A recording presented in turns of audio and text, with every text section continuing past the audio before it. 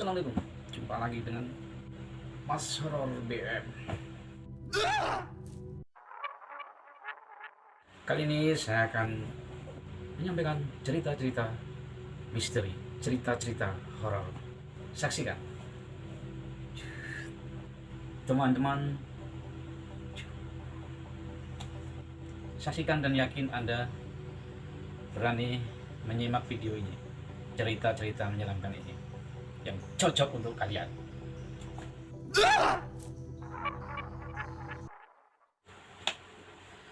Meskipun banyak orang penakut di dunia ini, namun kisah seram tetap laris di mana-mana. Entah itu ceritakan saat sedang mengumpul atau dinikmati sendiri.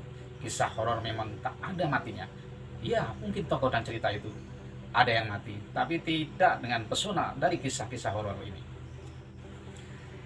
Kisah ini saya ambil dari IDN Times, yang dia mempunyai segudang koleksi kisah paling mengerikan yang dijamin bakal bikin bulu kudukmu meremang. Kalau kamu memang bernyali baca atau sekedar ingin baca kisah pengantar tidur, coba deh cerita horor ini, cerita horor di malam ini. Saksikan. Wah. Untuk yang pertama, kisah ini adalah kisah pengalaman dari seseorang yang berada di lantai 2. Ketika aku masih kecil, keluargaku pindah ke sebuah rumah tua berlantai 2 yang memiliki banyak kamar dan pintu-pintunya. Pintu-pintunya itu berderi keras. Kedua orang tuaku bekerja, sehingga aku sering sendirian di rumah sendiri sepulang sekolah. Pada suatu sore, aku pulang dan mendapati rumah masih gelap. Aku memanggil mamaku, "Mama," dan mendengar suara merdunya menjawab, "Ya," dari lantai 2. Aku panggil mama sekali lagi sambil menaiki tangga menuju lantai 2, hendak mencari di mana mamaku berada. Sekali lagi menjawab, "Ya," dengan suara lembut. Karena belum terlalu lama pindah ke rumah itu, aku belum terlalu hafal dengan denahnya.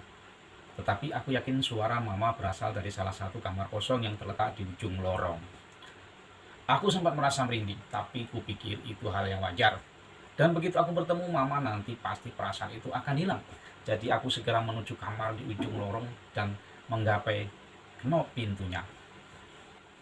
Ketika baru aku akan memutar knop pintu kamar itu, aku mendengar pintu depan rumah terbuka.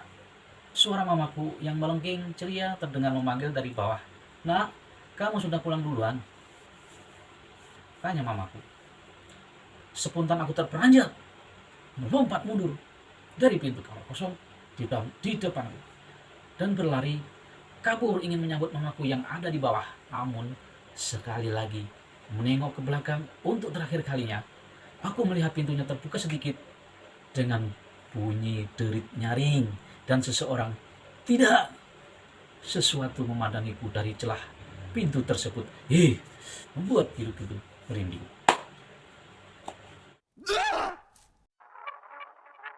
Pada suatu malam, selagi mengecek putraku belum tidur, membenahi bantal dan selimutnya agar nyaman, anakku merengek, katanya, "Ayah, tolong periksa apakah ada hantu di bawah kolong tempat tidurku." Dengan serta-merta si ayah menuruti. Dengan sambil tersenyum simpul, aku menuruti permintaannya dan menengok ke bawah kolong. Di bawah kolong itu aku menemukan sosok anakku. Anak yang mirip persis dengan bocah di atas tempat tidur. Dia meringkuk, menggigil di bawah sana sambil berbisik kepada ayahku, "Ayah, tolong di atas tempat tidurku ada hantu." "Yah, yang manakah yang benar? Apakah yang di atas tempat tidur ataukah yang di kolong tempat tidur?" Menyeramkan. Lukisan. Ada seorang pemburu yang berada di tengah hutan lebat. Setelah kelelahan berburu sepanjang hari, hari sudah senja dan karena ia kehilangan sebagian peralatannya, sang pemburu terpaksa harus bermalam di hutan. Ia pun mencari tempat yang bisa dijadikan persinggahan. Setelah berjalan selama 1 jam, menemukan gubuk tua tak berpenghuni. Gubuk tua tak berpenghuni.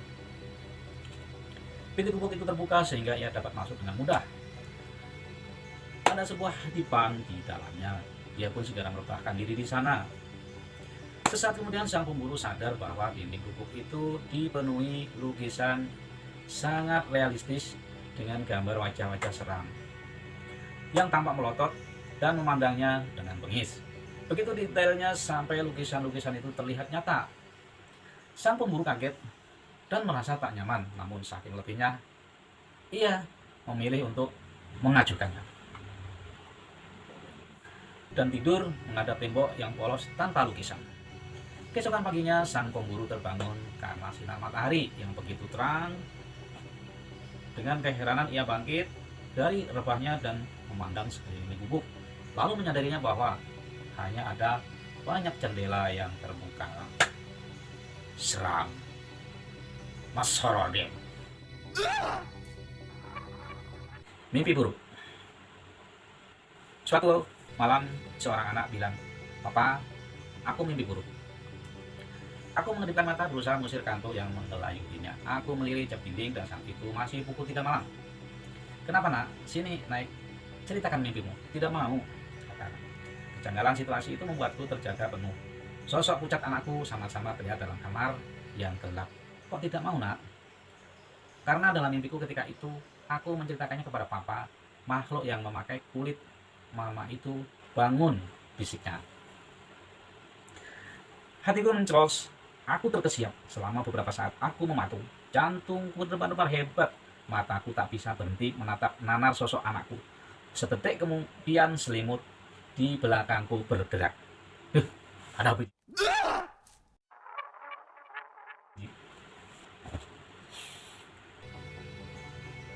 Seram.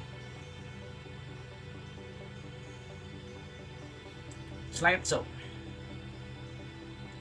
Saking senangnya jariku gemetar saat membuka bungkus kamera yang aku dapat dengan harga miring dari lelang di pasar online. Sebuah kotak yang label pengiriman yang bertuliskan namaku. Gembiraku tak terbendung ketika menyadari kamera itu jauh lebih bagus dari harga yang aku bayangkan. Tetapi rupanya pemilik sebelumnya lupa melepas memori card kamera itu. Sebelum mengirimkan email untuk memberikan tahu bahwa memori cardnya masih tertinggal di kameraku, aku memutuskan untuk iseng melihat-lihat isi galeri foto yang sudah ada di dalamnya. Aku memasang mode slideshow dan satu persatu foto itu di dalamnya muncul di layar display. Gambar pertama merupakan label pengiriman pada bagian depan paket. Alamatnya ditujukan pada seseorang, namun foto tersebut atau foto berikutnya membuat kebingunganku berubah jadi ngeri. Ada gambar mayat seorang yang terbunuh dengan tragis. Foto ketiga kembali memuat foto label pengiriman, kali ini kepada alamat yang berbeda.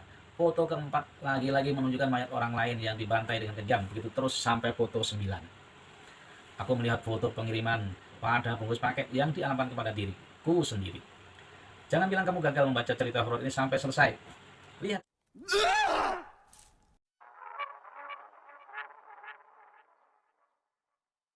Oh iya, coba aja siap.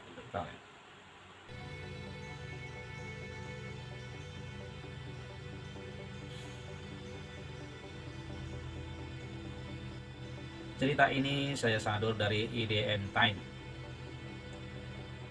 Saya bantu bagikan kepada teman-teman yang ingin membaca atau yang ingin mendengarkan cerita horor ini. Terima kasih. Semoga bisa menghibur teman-teman.